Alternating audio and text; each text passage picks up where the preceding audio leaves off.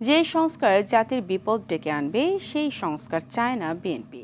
জাতির কল্যাণে আসবে এমন সংস্কার চায় দলটি, এমন মন্তব্য করেছেন বিএনপির স্থায়ী কমিটির সদস্য মির্জা আব্বাস। তিনি বলেন, যে সমস্ত কথা বলা হচ্ছে তাতে মনে হয় নির্বাচন যাতে না হয় সেজন্য একটি গোষ্ঠী চক্রান্ত করছে।